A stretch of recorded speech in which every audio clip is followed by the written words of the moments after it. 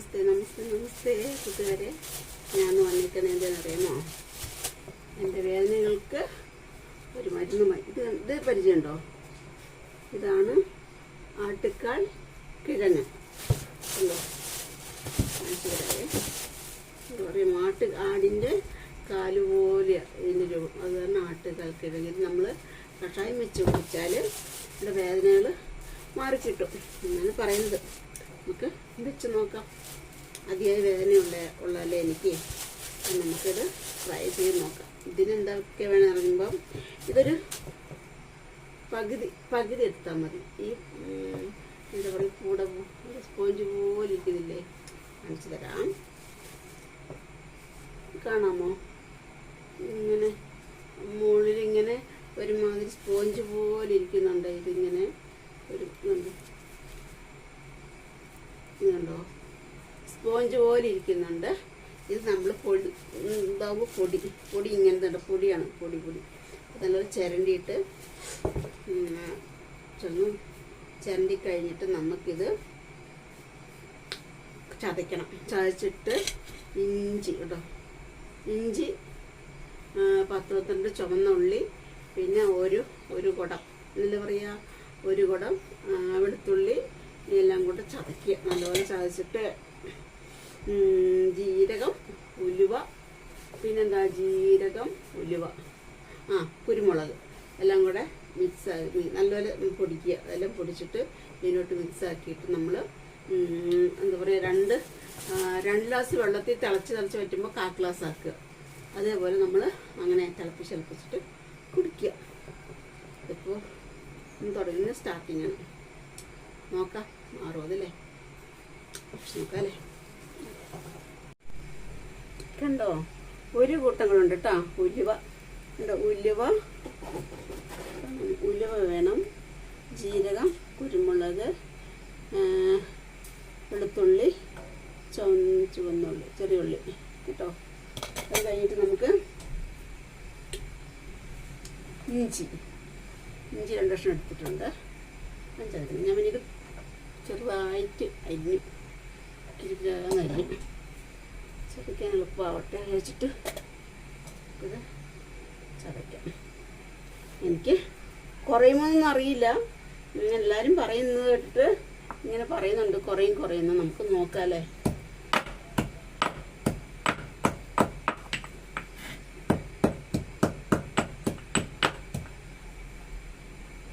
വൈകുന്നേരം രാവിലെ ഞാൻ ഇതിന്നൊരു 1/2 ഗ്ലാസ് ഇട്ട് മാറ്റി വയ്ക്കും, ഫ്രിഡ്ജിലെടുത്ത് വയ്ക്കും.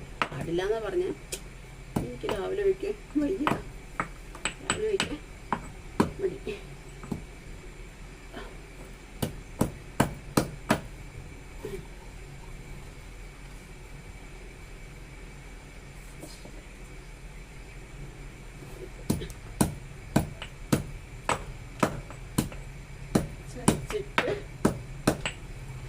വേദന എന്ന് പറഞ്ഞാൽ സഹിക്കാൻ പറ്റില്ല കേട്ടോ. എനിക്ക് ഭയങ്കര വേദനയാണ്. ഇന്ന് വേദന കൂടുതലാണ്. ചൂട് കൂടുമ്പോഴാണോ എനിക്കറിയില്ല. ചൂട് കൂടിയാലും വേദന കൂടില്ല, തണുപ്പ് കൂടിയാലും വേദന കൂടുതലാണ്. അതുപോലെ പണ്ടുള്ള മുത്തശ്ശിമാരിങ്ങല്ലേ പല്ല്, നമ്മളും അങ്ങനെ ആവും. അല്ല, ഇങ്ങനെ പൊട്ടുകടല, ഞങ്ങൾ കടല വറുത്ത് തിന്നുമ്പോൾ ഞങ്ങൾക്കൊരു മുത്തശ്ശി ഉണ്ടായിരുന്നു, തങ്കമ്മ എന്ന പേര്. മുത്തശ്ശിക്ക് ഞങ്ങളൊക്കെ കടല ഇങ്ങനെ തിന്നും. ഞാൻ വേണോ അക്കരമ്മ എന്നാണ് വിളിക്കണേ. അവർ അക്കര മലയിലാണ് താമസിച്ചിരുന്നത്, അക്കരെ. അപ്പോൾ ഞങ്ങൾ അക്കരമ്മ എന്ന് പറയും. അവർ വേണ്ട മക്കളെ, എനിക്ക് പല്ലില്ലല്ലോ, എനിക്ക് വേണ്ടാന്ന് പറയും.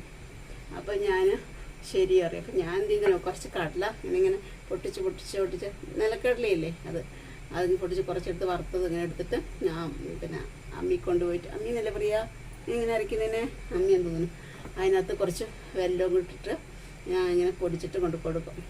എന്നിട്ട് കൊടുത്തിട്ട് പാത്തി കൊടുത്തിട്ട് ഒരു ഗ്ലാസ് കട്ടൻ ചായ ഇങ്ങനെ കൊടുക്കുമ്പോൾ അയ്യോ എന്തൊരു ചിരിയാന്നറിയാമോ അമ്മയുടെ. ഇപ്പോൾ കാണാൻ എനിക്ക് ഭയങ്കര ആഗ്രഹമുണ്ട്. പക്ഷെ എന്താ ചെയ്യുക, ഇപ്പോൾ കാണാൻ പറ്റില്ലല്ലോ അല്ലേ. ഞാനും എൻ്റെ അമ്മ മരിച്ചു പോയ എൻ്റെ എനിക്ക് അറിവ് വന്നേ പിന്നെ മരിച്ചു പോയവരെല്ലാവരുടെ കാര്യവും ഞങ്ങളിങ്ങനെ പറയും കേട്ടോ. ഒരാളുടെ കാര്യം മാത്രം ഞാൻ പറയാതിരിക്കാം നോക്കും. അതെൻ്റെ അനിയനാണ്. സാരില്ല, സങ്കടം സഹിക്കാൻ പറ്റില്ല. പിന്നെ ഇങ്ങനെ എല്ലാവരുടെ കാര്യം ഇങ്ങനെ പറയും. അവിടെ മുകളിൽ ചെല്ലുമ്പോൾ ചോദിക്കുമായിരിക്കും അല്ലേ, എടി നീ ഞങ്ങളെ ഭൂമിയിലും ഇവിടെ എന്താ പറയുക ജീവിക്കാൻ സമ്മതിച്ചില്ല, വായാടി നീ ഇവിടെ വന്നിട്ട് ഇവിടെ ഞങ്ങൾക്ക് സമ്മതിക്കില്ല അല്ലേ എന്നും പറഞ്ഞ് വഴക്കുണ്ടാക്കിയാലോ അല്ലേ. തമാശ പറഞ്ഞോ. അങ്ങനത്തെ കില്ലാടിയായിരുന്നു ഞാൻ ചെറുതിലെ. ഇപ്പം പഞ്ചഭാവായി. കാരണം അന്നും ഞാൻ ജനിച്ച സമയത്തൊന്നും എനിക്ക് കളിക്കാൻ കൂട്ടുകാരേ ഇല്ല. മൊത്തം ജെൻസേ ഉള്ളു. ജെൻസ് ആരൊക്കെയെന്ന് പറഞ്ഞ് ഷിബു ഉണ്ട്, മണികണ്ഠൻ, പിന്നെ ആരാ സജിയേട്ടനൊക്കെ ഓണമൊക്കെ വരുമ്പോൾ നല്ല രസമാണ്. ഞങ്ങളെ ഒരു വല്യച്ഛനെ തലമുടി ചൊട്ടയാ, മുടിയൊന്നും ഇല്ല, എവിടെയെങ്കിലും മുടിയില്ല, വല്യച്ഛൻ്റെ പറമ്പല്ല, അതിൻ്റെ അതിര് വല്യച്ഛൻ്റെ ഒരു മരം ഇങ്ങനെ പോയിട്ടുണ്ട്. അത് ഞങ്ങൾ കെട്ടുമ്പോൾ ഈ അച്ഛൻ വന്ന് ഒരു ദിവസം അഴിച്ചു വെച്ചു. അപ്പം ഇവന്മാരെല്ലാം ഭയങ്കര വഴക്ക്, ഭയങ്കര സങ്കടം ദേഷ്യം വന്നിട്ട് എന്ത് ചെയ്തു, ഇവരെല്ലാം ചൊട്ട ഞങ്ങളുടെ ഞാനിങ്ങ് താനൊഴിച്ചു കൂടെ ഞാനും വിളിച്ചു ചൊട്ടേന്ന്.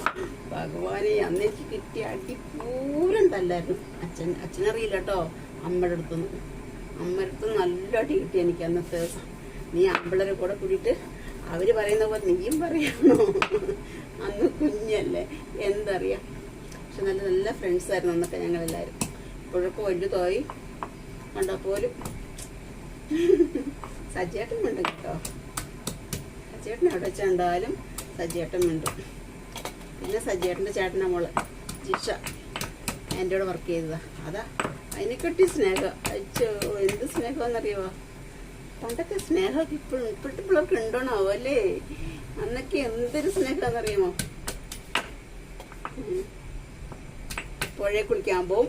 എന്നിട്ട് അപ്പുറത്തെ ആ പുഴയുടെ അരികത്തുള്ള തൊടിയിൽ വാഴയുണ്ട്. വാഴത്തണ്ടെല്ലാം മുറിച്ച് ഞങ്ങളിങ്ങനെ ഒരു കമ്പ് മുറിച്ചുള്ള കമ്പുണ്ടാക്കും. അടിച്ചു കയറ്റി ഇങ്ങനെ അതിനകത്തിരുന്ന് അവിടെ ഇരുന്ന എല്ലാവരും അതിനകത്ത് പോയിരിക്കും. എനിക്ക് 4 വയസ്സോ 5 വയസ്സുള്ളൂ. എല്ലാവരും അതിൻ്റെ മണ്ടയ്ക്ക് കയറി എല്ലാം താന്നു പോവുള്ളൂ. അതൊന്നും ഒരാളായിട്ടൊന്നും പോക്ക് സമ്മതിക്കില്ല ഞങ്ങൾ. അങ്ങനത്തെ ഒരു കാലം. ജീവിതമെല്ലാം അടിച്ചു പൊളിച്ച് ചെറുതിലേക്ക്. വലുതായപ്പോൾ കല്യാണം കഴിഞ്ഞ് വന്നപ്പോൾ എവിടെ അടിച്ചു പൊളിക്കുന്ന സമയം.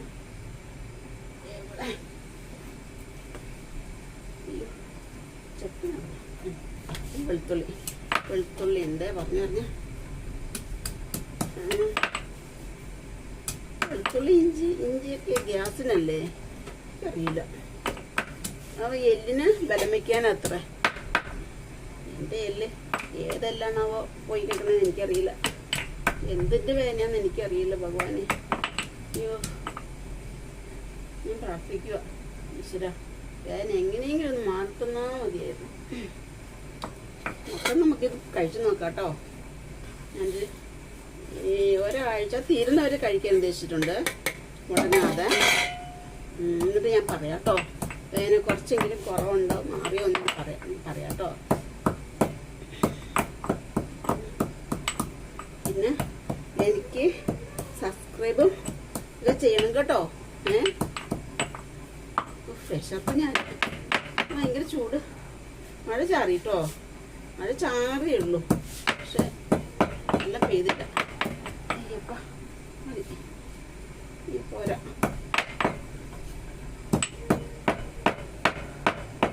ഉലുവയൊക്കെ ചതയണ്ടല്ലേ. ഉലുവ, ജീരകം, കൃഷ്ണ കൃഷ്ണ കൃഷ്ണ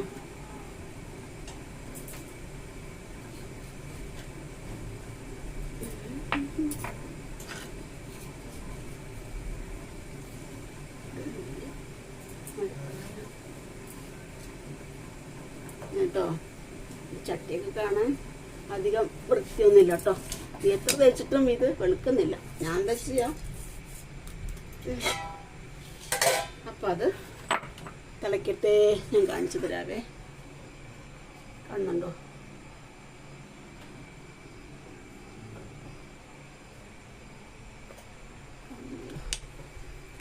അപ്പോൾ ഓക്കെ, ബൈ ബൈ. കഷായം ഞാൻ കുറച്ച് കൂടുതൽ എടുത്തു, ഒത്തിരി വറ്റിക്കുന്നില്ല. അപ്പോൾ കൂടുതലെടുത്തു, കുടിക്കട്ടെ.